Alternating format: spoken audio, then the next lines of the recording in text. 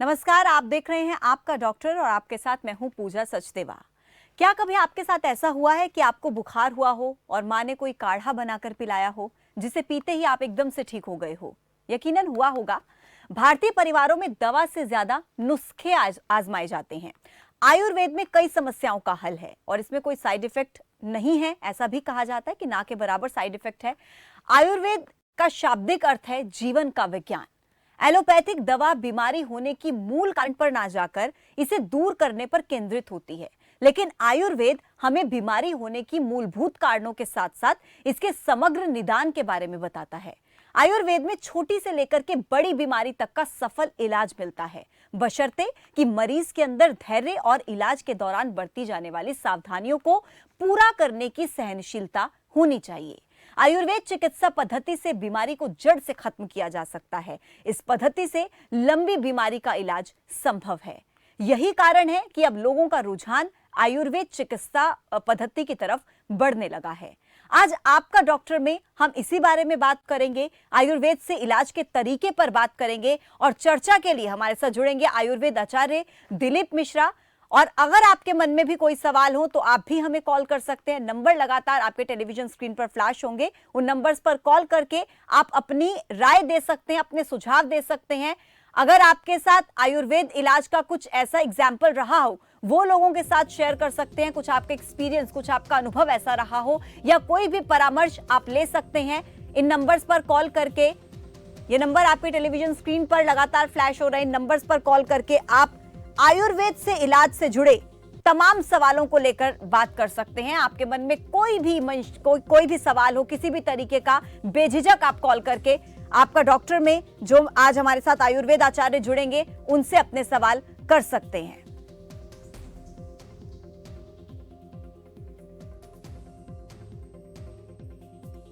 मेरे साथ आयुर्वेद आचार्य दिलीप मिश्रा जुड़ गए हैं। नंबर्स लगातार आपके टेलीविजन स्क्रीन पर फ्लैश हो रहे हैं। आयुर्वेद के बारे में आज हम बात कर रहे हैं और उससे होने वाले इलाज पर आज हम चर्चा कर रहे हैं। सबसे पहले दिलीप मिश्रा जी, आपका बहुत बहुत स्वागत है। पहला सवाल मेरा आपसे यही रहेगा कि क्या आयुर्वेद से हर बीमारी का इलाज संभव है? बेशक वो कितनी लंबी बीमारी रही हो या कितनी गंभीर से गंभीर बीमारी हो, क्या हर बीमारी का इलाज आयुर्वेद के जरिए हो सकता है? सबसे पहले पूजा जी आपको धन्यवाद। जैसा आपने बताया कि आयुर्वेद एक संपूर्ण चिकित्सा शास्त्र है और इस पद्धति के द्वारा हम हर एक बीमारियों का इलाज सफलतापूर्वक कर सकते हैं, चाहे वो आपकी शारीरिक रूप से हो, चाहे वो मानसिक रूप से हो। और आयुर्वेद तो एक कदम आगे जाता है, आदमी के शरीर, मन और आत्मा, यहाँ तक कि इस चीजों को एनालाइज करके और फिर उसकी ट्रीटमेंट की जाती है। तो आयुर्वेद के द्वारा संपूर्ण रोगियों का इलाज, संपूर्ण रोगों का इलाज संभव है, क्योंकि आयुर्वेद ही एक ऐसा चिकित्सा पद्धति है जिसमें हम दोषों को शरीर से बाहर निकालते हैं और हम शरीर को संपूर्ण रूप से बीमारी से मुक्त कर सकते हैं। जी, लेकिन दिलीप जी, जैसे कहा जाता है, आयुर्वेद में भी हम पढ़ते हैं कि हर बीमारी की शुरुआत पेट के रोगों से होती है। जो स्टमक की बीमारियां होती हैं उससे हर बीमारी की शुरुआत होती है। तो खास तौर पर आयुर्वेद में इस पर भी ध्यान दिया जाता है और इस बारे में भी ख्याल रखा जाता है कि अगर आप आयुर्वेद इलाज को इस तरीके से, नुस्खों का अगर आप प्रयोग करते हैं ताकि आपको पेट से जुड़ी कोई बीमारी हो ही ना। क्या मैं सही कह रही हूँ? जी, आपने बहुत सही कहा। आज आयुर्वेद के महर्षि आचार्य बागभट्ट ने इस बात को बखूबी कहा है कि सभी रोगों का मूल कारण हमारा उदर विकार है। और उदर विकार का सबका उन्होंने डिफिनेशन दिया, उदरे सर्वव्यापी मंदे अग्नौ, कि जब हमारी जो जठराग्नि है जिसके द्वारा खाने का पाचन होता है, वो वहां पर अगर मंद हो गई तो वहीं से सारी बीमारियों की शुरुआत हो जाती है। और इस तरह से ढंग से खाने का पाचन नहीं होगा, तो जब पाचन नहीं होगा तो अच्छी तरह से खून नहीं बनेगा, तो सारे हार्मोनल और एंजाइमेटिक सिस्टम डिस्टर्ब हो जाएंगे और व्यक्ति विभिन्न प्रकार की बीमारियों से ग्रसित हो जाएगा। ठीक है, मैं आपसे और भी सवाल लूंगी, लेकिन उससे पहले दर्शकों को भी बताती चलूं कि नंबर लगातार उनके टेलीविजन स्क्रीन पर फ्लैश हो रहे हैं। नंबर्स पर कॉल करके आयुर्वेद से जुड़ा कोई भी सवाल, आप आयुर्वेद आचार्य दिलीप मिश्रा जी हमारे साथ जुड़े हुए हैं, उनसे अपने कोई भी सवाल आप पूछ सकते हैं, उनसे परामर्श आप ले सकते हैं। दिलीप जी, कितना भरोसेमंद इस पद्धति को माना जा सकता है? क्या कोई साइड इफेक्ट इसका हो सकता है, या फिर कितना प्रामाणिक आयुर्वेद इलाज? देखिए, आयुर्वेद एक संपूर्ण चिकित्सा शास्त्र है, ये पूरी तरह से प्रामाणिक है। हाँ, जहाँ तक साइड इफेक्ट की बात है तो हम इसको क्लियर कट ये नहीं रूल आउट कर सकते कि आयुर्वेदिक दवाइयों के साइड इफेक्ट नहीं होते। इसीलिए हमेशा ही एक निपुण वैद्य के पास ही अपनी चिकित्सा करानी चाहिए। बिना सलाह के, परामर्श के भी आयुर्वेदिक दवाइयाँ नहीं लेनी चाहिए, क्योंकि किस डोज में कितनी हमको दवा लेनी है, किस प्रकृति के आदमी को कौन सी दवा सूट करेगी। नहीं तो कई बार क्या होते हैं कि इसमें विष द्रव्य भी मिलाए जाते हैं, कुछ भस्मों वाली दवाइयाँ होती हैं। अगर हम उसको उचित डोज में ना दें तो इसको साइड इफेक्ट हमारे बॉडी के अंदर हो सकता है। और ये एक मिथ्या प्रचार भी है बल्कि कि आयुर्वेदिक दवाइयों से, जिसमें मेटल्स हैं, जिसमें ये इस तरह के सोने की भस्म और भी भस्में डाली जाती हैं, वो हमारे लीवर और किडनी को खराब करती हैं। तो इस मिथ्या भ्रम से भी बचना है और एक निपुण वैद्य या जो एक ख्याति प्राप्त वैद्य से ही हम अपना इलाज करवाना चाहिए। यानी उचित मात्रा और उचित समय की जानकारी होना बहुत जरूरी है, परहेज रखना बहुत जरूरी है। जी, लौटती हूँ आपके पास। पहले दर्शक दिल्ली से जुड़ गए हैं। देवदत्त जी, स्वागत है आपका। संपर्क लगता है उनसे टूट गया, फिर से जुड़ने की कोशिश कीजिएगा। दिलीप जी, एक सवाल क्योंकि ये भी बनता है, अक्सर हम देखते हैं कि लोग एलोपैथी से जब थक जाते हैं या बाकी पद्धतियों से जब थक जाते हैं तब वो इस तरफ रुख करते हैं आयुर्वेद का। लेकिन कहा यह भी जाता है कि जो आयुर्वेद का असर है वो बहुत लंबे समय के बाद होता है, लंबा चौड़ा, लोगों को इसके लिए इंतजार करना पड़ता है, दवा खाते रहनी पड़ती है, लंबा इलाज इसका चलता है। इस बात में कितनी सच्चाई है? देखिए, बहुत लंबा इलाज नहीं है और बहुत लंबे बाद के असर वाली बात ऐसी नहीं है, ये कुछ मिथ्या प्रचार है। हाँ, ये बात आपने सही कहा कि हमारे समाज में वो एक एक्सेप्टेंस नहीं मिली। सबसे जैसे कोई भी एक बीमारी होती है तो सबसे पहले जो मरीज है वो एलोपैथिक डॉक्टर से या अंग्रेजी दवाइयों का शरण लेता है, वहां जाता है, और जब धीरे धीरे उसकी जब बीमारी बिगड़ती जाती है या नहीं ठीक होता है तब वो किसी वैद्य या होम्योपैथिक या अन्य किसी पैथी के पास वो जाता है। लेकिन आयुर्वेद की जो हमारी दवाइयां हैं ये एकदम हमारी डाइजेस्टिव सिस्टम से स्टार्ट होके शुरू होती हैं। ठीक है। और इसका तो हमारी धातुओं पे इतना असर है। लौट रही हूँ दिलीप जी, बीच में आपको इंटरप्ट कर रही हूँ। दर्शक फिर से जुड़ गए, फिर से आपका रुख करती हूँ मैं। देवदत्त जी हैं, बहुत बहुत स्वागत है। देवदत्त जी, अपने टीवी का वॉल्यूम थोड़ा कम कर लीजिए। बात करो फिर, बात करो कि मैं करूं? देवदत्त जी, आपकी आवाज हम तक पहुंच पा रही है, आप बताइए अपना सवाल। भाई, हमारे को, मैं अबाउट 80 ईयर्स हूँ, मेरे को खट्टे डकार बहुत आते हैं और गैस होती है। डकार आते हैं और गैस होती है, खट्टे डकार तो नहीं है, गैस बहुत हो जाती है। ठीक है। और मैं एक्सरसाइज भी कर रहा हूँ और पूरा ध्यान रखता हूँ, खूब सैर भी करता हूँ। थोड़ी बहुत कमजोरी टांगों में हो जाती कभी कभी, वैसे ठीक हूँ। ठीक है। तो मैं जीरा, कहीं दफे मैं सोचा जीरा और अजवाइन वगैरह। हाँ जी, ठीक है, आपका जवाब देंगे दिलीप जी? जी देवदत्त जी, ऐसा है कि इसमें आपको जो एक तो एज का आपने जो बताया, और आप रेगुलर एक्सरसाइज भी कर रहे हैं, नियमित आप सैर भी कर रहे हैं, इससे भी आपका पाचन तंत्र सही रहेगा। जहां तक आपको डकार आने की बात है तो इसमें थोड़ा सा खाना खाने के बाद वज्रासन वगैरह में बैठें, और खाने खाने के बाद आप सौंफ का सेवन जरूर करें, और सौंफ के पानी का लें या सौंफ को ऐसे चबाएं जिससे आपका एक जो उष्णता बनती है खाना खाने के बाद वो कम बने, इससे आपकी डकार कम आएगी। फिर भी अगर इससे आपको ज्यादा रिलीफ अगर नहीं मिल रहा है तो आप चित्रकादी बटी और महाशंख बटी इसका सेवन कर सकते हैं खाना खाने के बाद। चित्रकादी बटी की 2 गोली और महाशंख बटी की 1 गोली हल्के गुनगुने पानी से खाना खाने के बाद दोनों वक्त लें, आपका पाचन तंत्र बिल्कुल सही रहेगा। और ज्यादा मिर्च मसाले वाली ऑयली चीजों इनका सेवन कम करें, और अपने खान पान में मूंग का दाल का सेवन बढ़ाएं। सब्जियां जो हों वो हरी सब्जियां हों, गाजर की हो, इस बीन्स की हो, इस तरह से हल्की सब्जियों का सेवन करें। मूंग का, उड़द की दाल जो भारी दाल है, अरहर की दाल है, इसका सेवन न करते हुए मूंग और मसूर के दाल का सेवन करें। सेंधा नमक उसमें मिलाएं, मूंग की दाल का सूप पिए, आंवले का सेवन करें।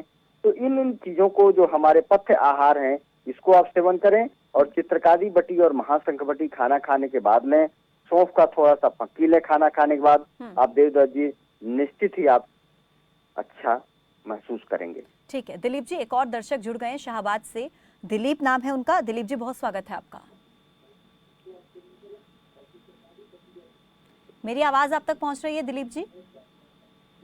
हेलो, हाँ जी, पूछिए अपना सवाल। हमें शाहबाद से बोल रहा जी। हाँ जी सर। मेरी मिसेज को पार्किंसन की बीमारी है, चल नहीं सकती हो, गिर जाती है। दिलीप जी। हाँ हाँ, पार्किंसन आपने बताया ना, आप पार्किंसन। हाँ जी, क्या पार्किंसन बताया आप? एक बार अपना सवाल दोहरा दीजिए दिलीप जी। पार्किंसन जी, चल हाँ नहीं जी, सकती, गिर जाती है। हाँ, चलती उनकी देखिए ऐसा है कि ये एक न्यूरोजेनरेटिव डिजेनरेटिव डिजॉर्डर है। इसमें नसों की कमजोरी से ये हाथ वगैरह हिलते हैं। इसमें ऐसा है कि ये बीमारी सबसे पहले है कि ये बीमारी ज्यादा बढ़े ना। अच्छा जी, इस पे ध्यान देना है, क्योंकि आगे आगे धीरे धीरे प्रोग्रेसिव करती है तो उसमें हाथ ज्यादा हिलने लगते हैं, कंपन होता है, और ये हमारे तरह से वायु विकार, कंप बात इसको हम कहते हैं। तो इसमें सबसे अधिक रोल है क्यवांच का। क्यवांच का जो एक टैबलेट आता है कपी कच्छू करके, उसकी एक एक टैबलेट आप दिन में 3 बार दें। और एक झंडोपा पाउडर आता है, उसको आप, झंडू कंपनी का है, उसको आप खाना खाने के बाद 1 चम्मच पानी में घोलकर पिलाएं। हाथों पे और खासकर दोनों उंगलियों पे महानारायण तेल का मालिश करें, और अश्वगंधा टैबलेट भी कभी कभी दे सकते हैं। तो एक तरह से संपूर्ण चिकित्सा करते हुए हम इस बीमारी से निजात पा सकते हैं। ठीक जी दिलीप जी, हम बात कर रहे थे कि अगर एलोपैथी से कंपेयर किया जाए तो आयुर्वेद का जो इलाज होता है वो उसके कंपैरिजन में थोड़ा लंबा चलता है और उसका असर थोड़ा सा देर में देखने को मिलता है। लेकिन मैं आपसे ये जानना चाहूंगी कि इसकी एक वजह ये भी हो सकती है, क्योंकि जैसा मैंने पहले भी कहा कि जब लोग सारी बाकी पद्धतियों से थक जाते हैं, निराश हो जाते हैं, तब वो आयुर्वेद का रुख करते हैं। तो क्या पहले आयुर्वेद में जो वो दवाइयां ले रहे थे एलोपैथी की, उनके जो दुष्प्रभाव हैं उनको शून्य किया जाता है क्या पहले? देखिए, जो आपके जो प्रश्न है पूजा जी, इसमें 2 एस्पेक्ट हैं। पहला तो हम आपको सबसे पहले क्लियर कर दें कि आयुर्वेद की भी चिकित्सा बहुत आशुकारी होती है, जल्दी काम करता है। अब आप जैसे देखो, आपका तो जो किचन है वो पूरी तरह से आयुर्वेद है।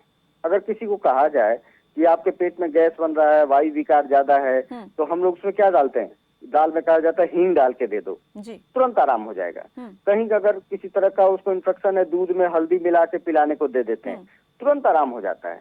तो हमारे तो शास्त्रों में संजीवनी बूटी का भी वर्णन रहा है।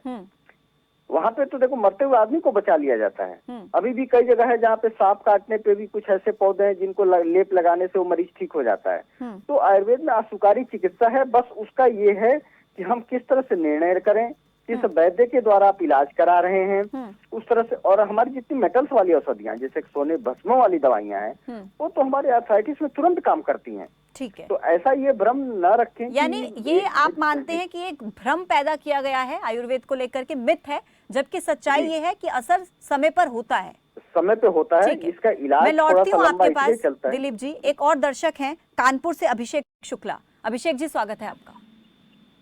मैडम नमस्कार। जी नमस्कार। नमस्कार डॉक्टर साहब, मेरा आपसे जानना है मुझे आपसे कि हमारी एक बुजुर्ग दादी है, उन्हें कमर से नीचे का हिस्सा बहुत दुखता है और वो चलने में बहुत असमर्थ सा फील करती है।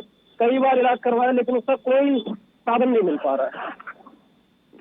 जी अभिषेक जी, आपके सवाल में आपका जवाब छुपा हुआ। आपने कहा कि आपकी बुजुर्ग दादी हैं, तो जो बुजुर्ग लोग होते हैं उनके साथ एक डिजेनरेटिव प्रॉब्लम शुरू हो ही जाता है। खासकर 50 से 60 साल की एज के बाद हमारी हड्डियां कमजोर होती हैं। उसमें विशेष ध्यान देना है कि उनकी हड्डियों को कैसे हम मजबूत रखें, क्योंकि हमको हड्डियों की अपनी सेवा करना बहुत जरूरी है, खासकर घुटने की, कमर की। तो इसके लिए जो हमारा उचित खान पान है, पहले है कि उसको कॉन्स्टिपेशन नहीं बनना चाहिए, उनको किसी भी तरह की कब्जी ना हो। तो इसके लिए समय समय पे आप हल्का सुपाच्य भोजन दें, त्रिफला वगैरह का सेवन कराते रहें, ताकि उनका पेट रेगुलर साफ होते रहे। उसके बाद आता है, जब उनका पेट साफ होगा तो जो वो खाना खाएंगी वो शरीर में ढंग से कैल्शियम की मेटाबॉलिज्म ठीक होगी, तो वो उन खासकर दूध इत्यादि का सेवन करें। जो हमारी सब्जियां हैं, फल हैं, अनार का और सेब का, तो इस तरह का सेवन उनका कराएं। और जो उचित दवाइयां हैं खासकर महायोगराज गुग्गल, इस तरह की एक एक गोली सुबह शाम उनको दें। हड्डियों से रिलेटेड जैसे परवाल पिष्टी है, मुक्ता पिष्टी है, इस तरह का सेवन थोड़ा थोड़ा सा उनको शहद में मिला, अगर डायबिटिक ना हो तो थोड़ा सा आप उनको शहद में मिला के चटाते रहें ताकि उनकी हड्डियां मजबूत रहें। और दूसरा, हड्डी को सेवा करने के लिए जो हमारे जो मेडिकेटेड ऑयल्स हैं, महानारायण तेल या महामास तेल, अगर ये ना भी यूज करना चाहें तो आप सिर्फ उनके कमर पे तिल का तेल हल्का सा गुनगुना करके उसमें 1 टिक्की कपूर मिला दें, थोड़ा सा सेंधा नमक मिला दें और उनको अपने दादी की सेवा करें। तो कमर पे लगाएं, ये गोलियां दें, उनको परवाल पिष्टी थोड़ा सा शहद में मिला के चटाते रहें और उनको सुपाच्य और हल्का भोजन दें, कब्जी ना होने दें। देखिए वो बहुत आराम से अपना कार्य करती रहेंगी। जी दिलीप जी, हम अभी शारीरिक समस्याओं की बात कर रहे हैं, लेकिन मुझे लगता है आजकल जिस तरीके से हम लोग अपनी जिंदगी बिता रहे हैं, हमारा जो लाइफस्टाइल हो चुका है, ऐसे में मेंटल हेल्थ पर बात करनी भी बहुत जरूरी है। तो क्या आयुर्वेद के जरिए मानसिक तनाव, जिसे हम डिप्रेशन कहते हैं, उसका भी इलाज है क्या? जी, आपने बहुत अच्छा प्रसंग उठाया है कि हमारी जो शारीरिक जो दोष हैं उसके अनुसार हमारे मानसिक दोष भी विकृत होते हैं। आयुर्वेद में वात पित्त कफ के द्वारा शारीरिक रोगों का उसकी बैलेंस को इलाज किया जाता है, लेकिन 3 मानसिक दोष, मानसिक गुण होते हैं, सत्व रज तम।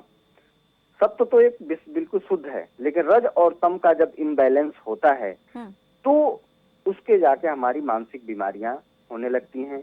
और आज की भागती हुई दिनचर्या और एक दूसरे के साथ बैठ के अपनी बातों को न शेयर करना, एक दूसरे के साथ से अपनी इमोशंस को न शेयर करना, इस तरह से हमारे अंदर रज और तम दोष का इम्बैलेंस होता है और व्यक्ति सेडेशन, डिप्रेशन या अन्य तरह की मानसिक बीमारियों से ग्रसित होने लगता है।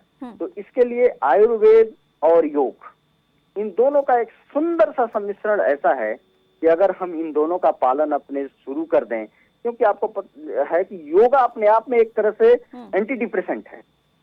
आप कोई भी एक्सरसाइज करते हो और खासकर योगा, ये अपने आप में अगर डेली जो व्यक्ति करता है योगा, वो कभी डिप्रेशन में नहीं जा सकता। तो योगा और आयुर्वेद का एक सुंदर सा मिश्रण अगर हम अपने जीवन में, हर किसी को अपनाना चाहिए। हमारा किचन है, आयुर्वेद है, हम उसकी चीजों को, अंदर की चीजों को देखें। जीरा है, धनिया है, मरीच है, हर मसाले हैं, उनका एक सामंजस्य बैठा के सेवन करें और प्राणायाम, योगा को फॉलो करें। आपस में बैठ के हम अपनी बातों को कहें, एक दूसरे से हम अपने इमोशंस को शेयर करें, प्राणायाम करें, आप मानसिक रूप से भी स्वस्थ रह सकते हैं। ठीक है दिलीप जी, आपके पास वापस लौटती हूँ। एक दर्शक दिल्ली से, विकास जी, स्वागत है आपका।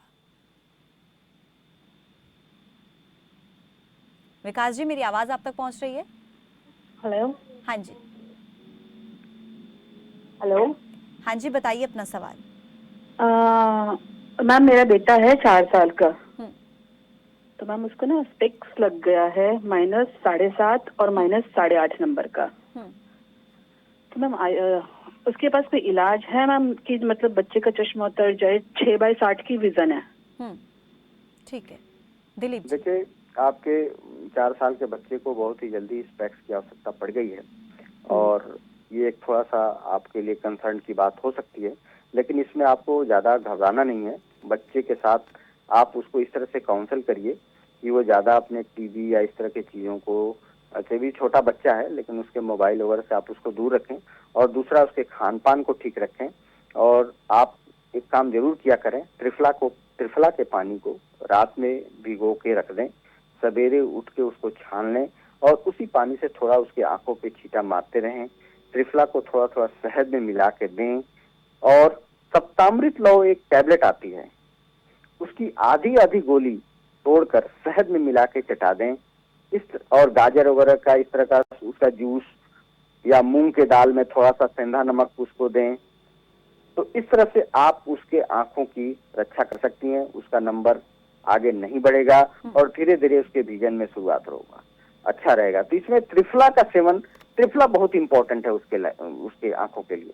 त्रिफला को शहद में मिला के दें, थोड़ा सा उसको हल्का सा चूरन ले, शहद में मिला के चटा दिया करें। त्रिफला के पानी का छींटा मारें। अभी वो चूंकि छोटा बच्चा है तो इरिटेशन वगैरह हो सकता है, तो इसलिए त्रिफला चूरन को शहद में मिला के चटाएं और उस पानी से खुद एक साफ कपड़े से खुद उसके आंखों को रोज सवेरे धुला करें। इस तरह से आप अपने बच्चे को इस बीमारी से बचा सकती हैं।